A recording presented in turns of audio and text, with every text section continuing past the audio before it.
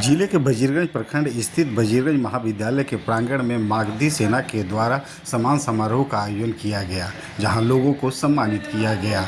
मागधी सेना के संस्थापक अध्यक्ष चितरंजन कुमार उर्फ चिंटू भैया के द्वारा जिले के विभिन्न क्षेत्रों में समाज सेवा में बेहतर कार्य करने वाले लोगों को अंग वस्त्र देकर सम्मानित किया गया। इस मौके पर चितरंजन कुमार उर्फ चिंटू भैया ने कहा कि बेहतर कार्य करने वाले लोगों को सम्मान देने का कार्य किया गया है। पूर्व में भी समाज सेवा का कार्य मेरे द्वारा किया जा रहा है, लेकिन अब थोड़ा मुश्किल हो रहा था, जिसके बाद मागधी सेना का गठन किया गया। उन्होंने कहा कि वर्ष 2025 में बिहार विधानसभा चुनाव है, ऐसे में जो जनप्रतिनिधि अब तक वजीरगंज विधानसभा से हुए, उन्होंने जितना कार्य होना था उतना नहीं किया। जनता को क्षेत्र की समस्याओं के प्रति जागरूक करना और एक अच्छे जनप्रतिनिधि को चुनना ही हमारा मुख्य उद्देश्य है।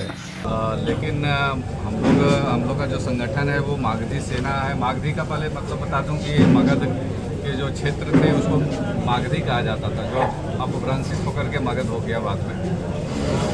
मगध में जो लोग वास करते थे उसको माघी कहा जाता था, मगही हो गए। तो हम लोगों ने पुरानी अपनी जो हमारा धरोहर है मगध का, जो पुराना गौरवशाली इतिहास है, हमारे के यहाँ बुद्ध भी आए, हमारे के यहाँ जैन धर्म भी हमारे के यहाँ शुरुआत हुआ, तो हमारे के यहाँ सम्राट अशोक भी हुए, और हमारे के यहाँ मोक्ष की धरती भी है। और अभी आपने देखा कि पिंडदान भी हमारे के यहाँ शुरू होने वाला है, तो दुनिया के लोग आएंगे।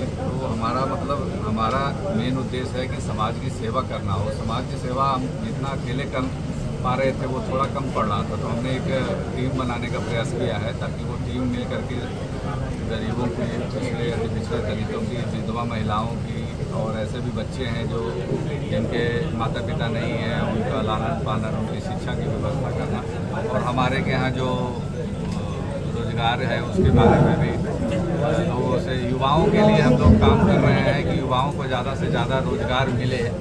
हम यहाँ के हैं इसलिए हमने वजीरगंज से शुरू की है, लेकिन पूरे मगध में विस्तार होगा इसका धीरे धीरे कर करके। और अभी हमने वजीरगंज के लगभग, हमारे वजीरगंज में 31 पंचायत है, जैसे वजीरगंज में 19 है प्रखंड में, और मानपुर में 12 और वार्ड हैं 7 वहाँ पे। तो सभी को हमने आज सम्मानित करने का निर्णय लिया था, और सभी साथी आए हैं। तो हम चाहते हैं कि जब भी किसी भी पेड़ की शाखाएं अगर बड़ी होती है तो वो छायादार होती है और फलदार भी होती है, तो ये शाखा बढ़ाने का प्रयास है, और ये समाज के लिए आगे निरंतर काम करता है।